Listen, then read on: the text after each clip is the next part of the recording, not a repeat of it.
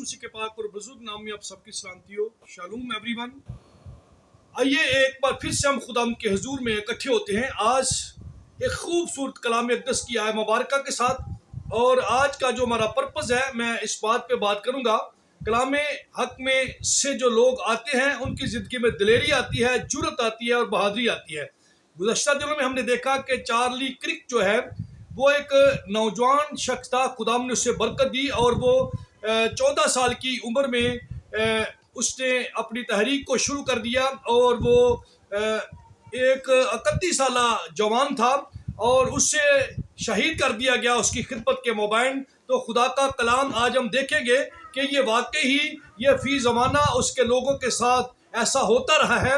और देखें तो अगर इस्तिस्ना की किताब उसका जो है 31वां बाब और उसकी 6ठी आय मुबारक में यूं लिखा है, खुदा मूसा से कहता है कि तू मजबूत हो जा और हौसला रख, मत डर और ना उनसे खौफ खा, क्योंकि खुदा तेरा खुदा खुद ही तेरे साथ जाता है। वो तुझसे दस्तबरदार नहीं होगा और ना तुझको छोड़ेगा। सो मेरे अजीजों, अगर चार्ली क्रिक की जिंदगी के बारे में देखें तो ये शख्स जो था, ये 14 अक्टूबर 1993 को ये पैदा हुआ शिकागो की रियासत में। इसके वालिद एक कंपनी में इनकी अपनी कंपनी थी, और इसके वालिद का नाम रॉबर्ट था, और इनकी माँ जो थी वो भी एक स्कूल में, मिडिल क्लास स्कूल था जिसमें वो स्टडी करवाती थी। और इनकी अहलिया अरीना जो है वो इनकी शादी सन 2021 में होती है, और 22 में खुदा इन्हें बेटा देता है। फिर इसके बाद इनकी बेटी भी होती है। मेरे जीजों, देखते हैं इसकी जिंदगी के बारे में। इसने 17 साल की उम्र में ही अपने मकसद को जान लिया, पहचान लिया, और उस पर इसने काम करना शुरू कर दिया। 18 साल की उम्र में इसने बाकायदा से अपने इस मिशन का आगाज किया कि ये नौजवानों में मजहब, दिलेरी, मोहब्बत, मेहनत का दर्स देगा, और दुनिया में से इस बात को ख़त्म कर देगा जो इनफरादियत की तफरीक को ख़त्म करेगा, मोहब्बत को परवान चढ़ाएगा। तो ये बहुत जल्द जो था सियासत में भी इसका एक बड़ा नाम बन गया। ये स्कूल और कॉलेज में जाता, यूनिवर्सिटीज़ पे जाकर ये लोगों से साथ डायलॉग करता।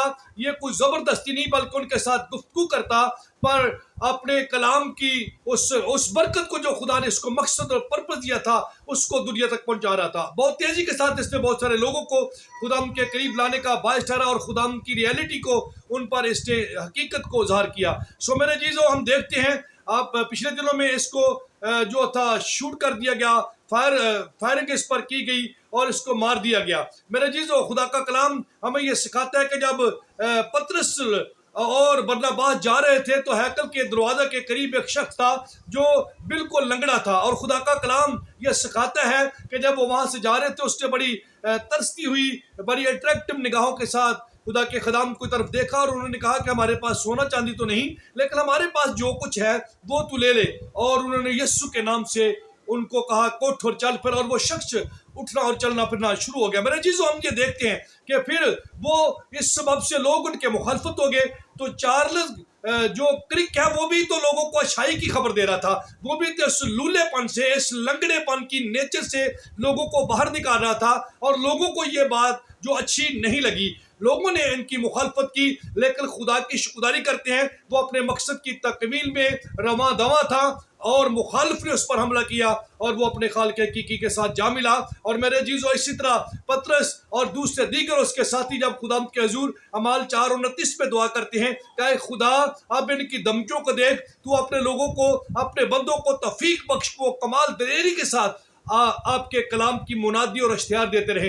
मेरे जीजो, दाऊद के सामने जब जूलियत आया तो वो बड़े हथियारों के साथ उसके सामने लेस होकर बड़ी ताकत के साथ आया, लेकिन मुकद्दस दाऊद ने यह बात कही कि यह होता कौन है, नामख्तून शख्स जो है हमारी फौजों की जो है तहकीर करने वाला।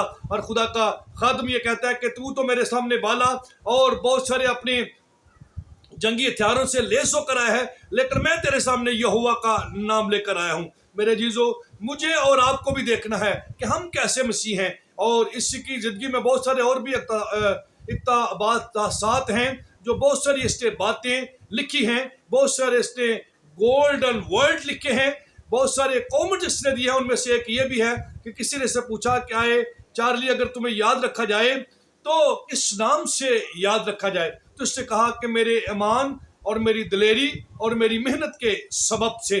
सो मेरे जीजो, मुझे और आपको भी देख रहे हैं, मैं कैसा मसीह हूँ? क्या मैं वाकई ईमानदार हूँ? क्या मैं वाकई दिलेर हूँ? और मैं क्या वाकई बहादुर और मेहनत करने वाला शख्स हूँ? तो मेरे जीजो, अगर चार्ली क्रिक आज आसमान पर चला गया है तो बहुत सारे दुनिया में और मसीह हैं। मुझे और आपको भी उसकी तरह उठना है। चले, वैसा नहीं तो कुछ ना कुछ तो हमें भी करना है। ईमान पे काम करें, दलेरी पे काम करें, मोहब्बत पे काम करें, अरशाद आज़म की तकमील पे काम करें। लोगों को बताएं कि इन रियलिटी इंसान कैसे नजात की राह को पा सकते हैं, कैसे इंसान अब्दी नजात को पा सकते हैं। अब्दी नजात हमेशा की जिंदगी और इंटरनल लाइफ की रास्ता और राह क्या है? मुझे और आपको इस पे काम करना है। तो मेरे जीजो, मेरी दुआ है कि खुदा की ज़ात अक़दस चार्ली क्रिक, उसकी अहलिया, उसके बच्चों, उसके ख़ानदान को तसल्ली और इत्मीनान दे, और वो बहुत सारे लोग जो हैं जो उसके सबब से गमज़दा हुए हैं, खुदा उनको तसल्ली दे और खुदा उनको जुर्रत दे जो चार्ली क्रिक की तरह पूरी दुनिया में काम कर रहे हैं, ताकि खुदा यस्सु का नाम जलाल पाए, खुदा बाप की मर्जी पूरी हो और हम सब उसके खेत में काम करके यस्सु मसीह नासी के नाम में इनाम याफ्ता हो सके। सो गॉड ब्लेस यू। खुदा आपको और मुझे बरकत बख्शे और खुदामंद चार्ली क्रिक की इस खिदमत को जो उसने शुरू की है पाया तकमील तक पहुंचाए, और जितने लोग इस पे वर्क कर रहे हैं खुदा उनको बरकत दे। आमीन। God bless you. खुदा आप सबके साथ हो।